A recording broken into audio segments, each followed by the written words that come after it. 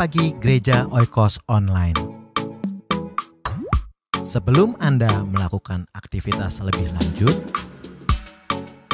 ikutilah Renungan Pagi hari Senin, Rabu, dan Jumat jam 4.30 pagi di YouTube channel Gereja Oikos Online.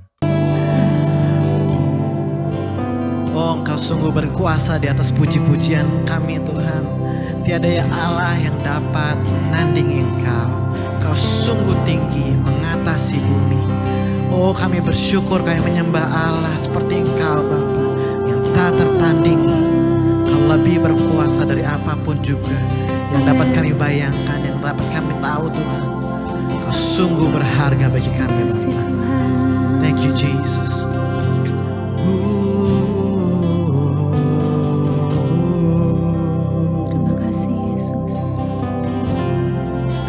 Sekarang Tuhan, kami siapkan hati kami memberikan yang terbaik bagi Engkau, Tuhan. Thank you, Jesus. Yesus, Kau telah memulai segala yang baik dalamku.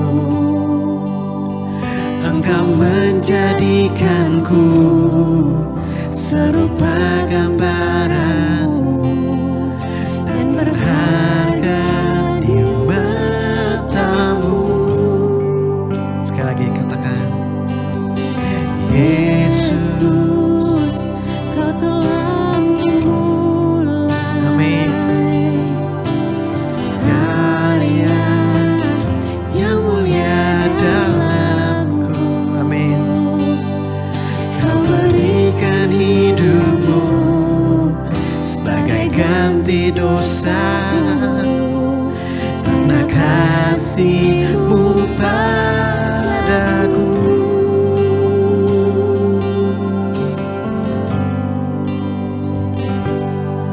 Sekarang ku memuji-Mu, Allah yang setia, yang tak pernah meninggalkan perbuatan tangan-Mu. Amin.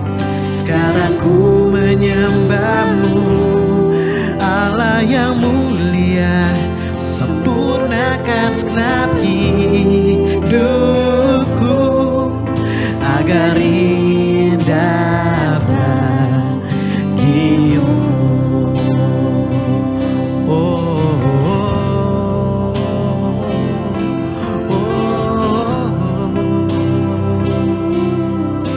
Sekali lagi katakan, Yesus, Yesus, Kau telah memulai karya yang indah, karya yang mulia dalamku. Kau berikan hidup-Mu sebagai ganti dosaku, karena kasih-Mu padaku. Sekarang ku memuji-Mu, Allah yang setia, yang tak pernah meninggalkan perbuatan tangan-Mu. Amin. Sekarang ku menyembah-Mu, oh Allah yang mulia, sempurnakan segenap hidupku agar indah bagi-Mu.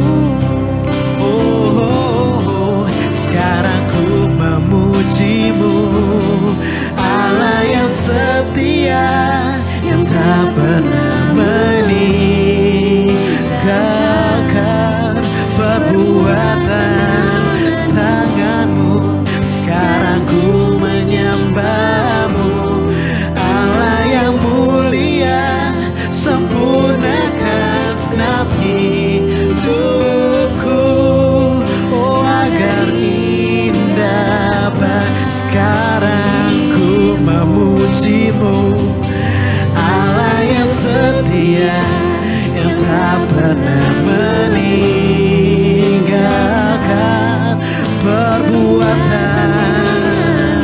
Oh, sekarang ku menyembah-Mu, Allah yang mulia.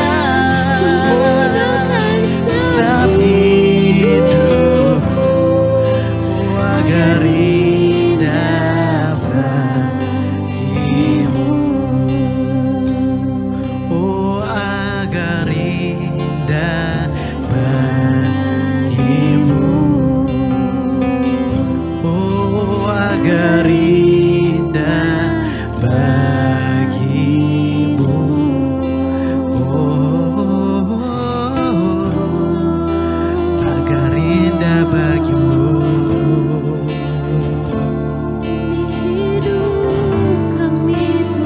Agar indah. Sekarang kami memuji nama-Mu yang kudus, yang mulia.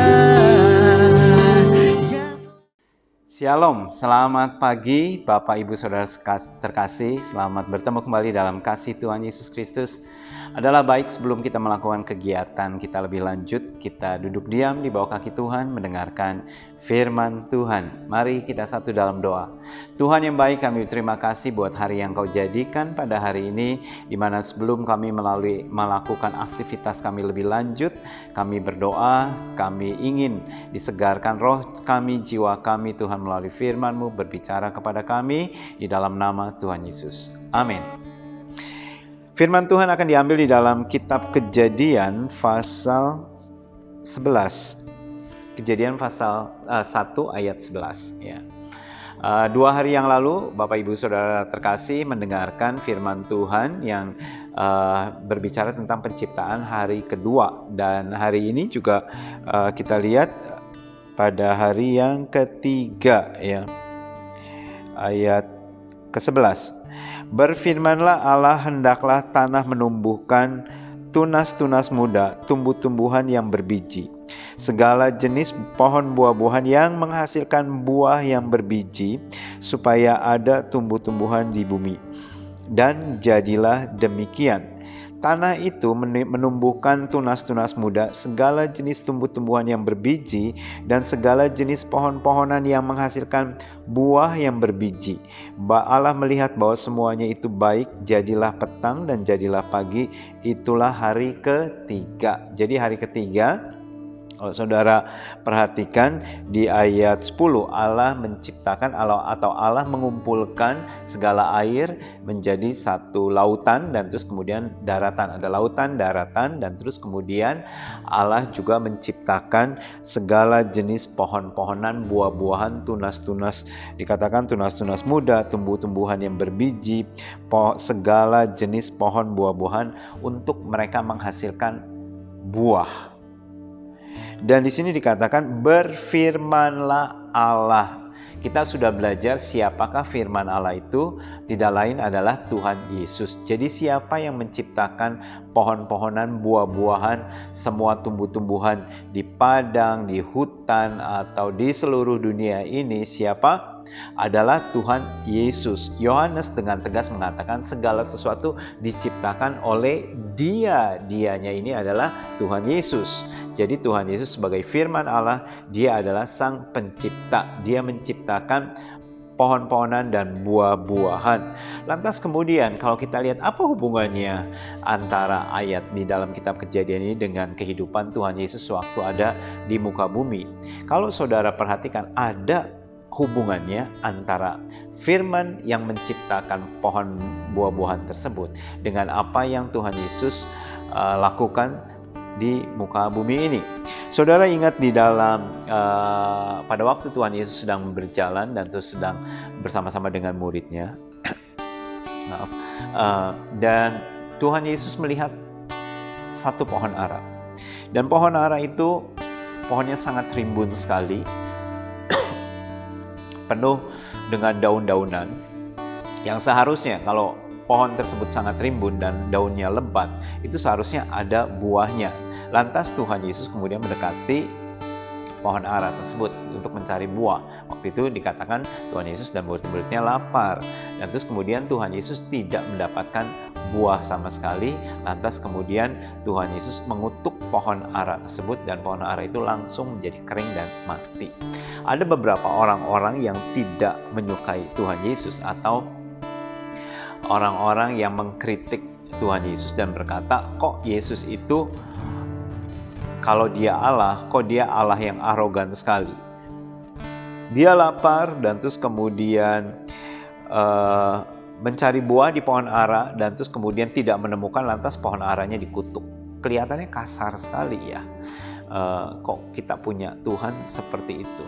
Sehingga ada musuh-musuh orang Kristen atau orang yang tidak menyukai Tuhan Yesus, mereka mengkritik dan memasukkan cerita itu sebagai cacatnya dari karakter daripada Tuhan kita, Tuhan Yesus. Kita lihat di dalam Matius pasal 21, Matius 21 ayat 18. Pada pagi-pagi hari dalam perjalanannya kembali ke kota, Yesus merasa lapar. Dekat jalan ia melihat pohon ara lalu pergi ke situ. Tetapi ia tidak mendapat apa-apa pada pohon itu selain daun-daun saja. Katanya kepada pohon itu, engkau tidak akan berbuah lagi selama-lamanya. Dan seketika itu juga keringlah pohon ara itu. Ya. Jadi saudara lihat, Yesus lapar mencari makanan di pohon ara, di buah ara, tidak ada buahnya sama sekali. Lantas Yesus mengutuk buah ara atau pohon ara tersebut dan pohon ara itu langsung menjadi kering. Dan terus kemudian di ayat berikutnya, ayat 20, melihat kejadian itu tercenganglah murid-muridnya lalu berkata, bagaimana mungkin pohon ara itu sekonyong-konyong menjadi kering? Loh, kok bisa hanya dengan satu perkataan lantas kemudian pohon ara itu menjadi kering, layu dan kemudian mati? Lalu Tuhan Yesus berkata, aku berkata kepadamu, sesungguhnya jika kamu percaya dan tidak bimbang, kamu bukan saja akan dapat berbuat apa yang kuperbuat dengan pohon ara itu, tetapi juga jikalau kamu berkata kepada gunung ini, beranjaklah dan tercampaklah ke dalam laut, hal itu akan terjadi. Dan apa saja yang kamu minta dalam doa dan dengan penuh kepercayaan, kamu akan menerimanya. Tuhan Yesus sedang mengajarkan kepada murid-muridnya tentang doa. Ya, untuk artinya segala apa yang kamu katakan dan imani itu akan terjadi. Dan dia memakai pohon ara tersebut sebagai perumpamaan atau sebagai lesson, sebagai contoh atau sehingga murid-muridnya bisa melihat dan terus mereka bisa mengingatnya dengan baik atau alat peraga. Dan lantas kemudian ada yang tetap berkata atau mengkritik, kok Tuhan Yesus seperti itu. Nah, sekarang kita coba hubungkan antara yang kejadian ini dengan di dalam kitab Kejadian 1 tadi. Nah, kalau saudara lihat pada waktu Sang Firman berkata untuk hendaklah tanah menimbulkan atau menumbuhkan pohon buah-buahan supaya mereka berbuah. Lantas kemudian tanah menumbuhkan pohon-pohonan seketika itu juga tumbuh. Jadi katakanlah kalau misalkan saudara menanam duren butuh waktu beberapa bulan. Pada waktu Allah berfirman, Allah tidak perlu menunggu selama beberapa bulan pohonnya kecil dulu, terus kemudian tumbuh dan terus kemudian berbunga dan terus kemudian berdaun, berbatang dan terus kemudian baru kemudian berbuah. Sehingga membutuhkan waktu beberapa bulan lamanya. Allah tidak membutuhkan waktu seperti itu. Jadi pada waktu Allah menciptakan atau pada waktu Yesus menciptakan pohon buah-buahan hanya dengan satu perkataan, lantas kemudian buah-buahan itu lantas tumbuh bermunculan dan bersama-sama dengan buahnya. Tidak ada proses lama atau menunggu ya, sehingga dikatakan lalu tanah menumbuhkan atau timbul pohon buah-buahan. Hanya dengan satu perkataan maka tumbuh semua pohon-pohonan. Dan Allah telah merancang satu hukum alam bahwa pohon buah-buahan ini harus berbuah, memproduksi. Karena itu disediakan untuk makanan untuk makhluk hidup, ya. Seperti itu. Tetapi pohon ara ini ternyata tidak berbuah sama sekali. Yesus sebagai sang pencipta, dia melihat ini tidak benar. Aku menciptakan di dalam kitab Kejadian, setiap pohon-pohonan itu akan menghasilkan buahnya. Tetapi pohon ara ini tidak menghasilkan buahnya. Maka Tuhan Yesus berkata, artinya Tuhan Yesus mengutuk pohon ara tersebut, kamu tidak akan hidup lagi, dan terus kemudian pohon ara tersebut menjadi kering dan layu. Kalau saudara bekerja di satu pabrik, katakanlah karena saya suka masak, ya katakanlah saudara bekerja di pabrik panci, ya. Saudara bekerja di bagian quality control.